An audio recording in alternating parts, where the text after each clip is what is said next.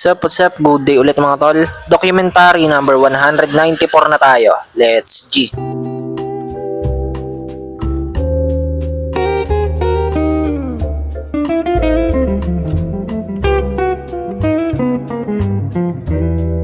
Yan mga tol, ako'y unang pumunta dito sa store. Yan mga tol, pag silip ko sa binibreed naming isda, nagulat ako kasi may mga babies na. Kung tawagin, fry guppies. Ayan o, marami-rami din, hindi ko na binilang yan.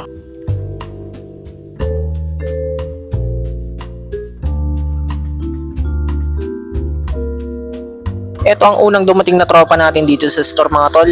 Si Lexon is small but terrible. Ito saktong-sakto ang sumunod na dumating si Aljur. Ayan.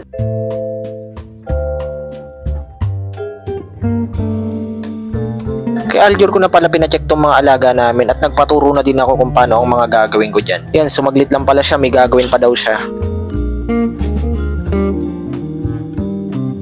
Yan mga tol, kain muna tayo. Sarap ng ulam namin ng ampalaya. Tapos eto mga tol, may nanganak pa pala. Etong malaking snail na to, ayan. Eto yung mga anak niya mga tol, mga dap-dap na malaliit. Yan, tuldok na yan, yung mga itim. Ayan, meron pa sa bato, hindi lang gaano kita.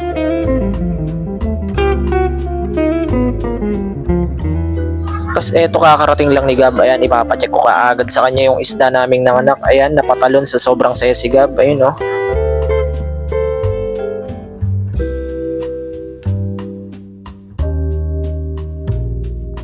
Bunsong kapatid pala to ni Lexon. Ang cute o. Kamukha niya din. Ayan si Lexon.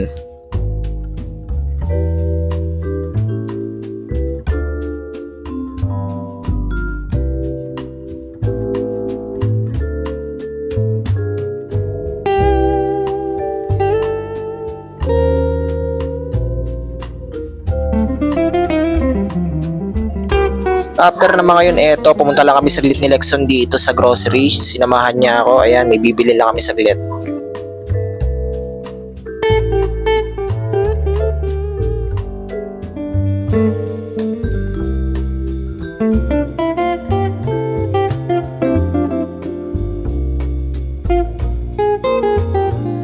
Ito maya-maya walang magawa tong dalawang to. Kaya yan, iti-testing daw nila kung kaya nila putulin yung bote. Tignan natin kung anong gagawin nila. Yan mga tol, kaya nila napaliyab ng ganyan. Yung taling pinalupot nila, binuhusan nila ng gasolina mga tol. Ayan o.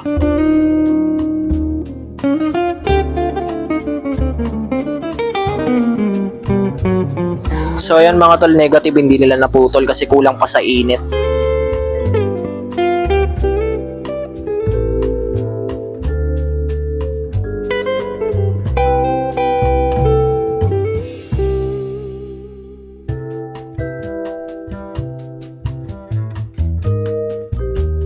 Yun lang ulit mga tol for today's video. Maraming salamat palagi sa itaas. And yung YouTube channel ko, alam nyo na. Peace out.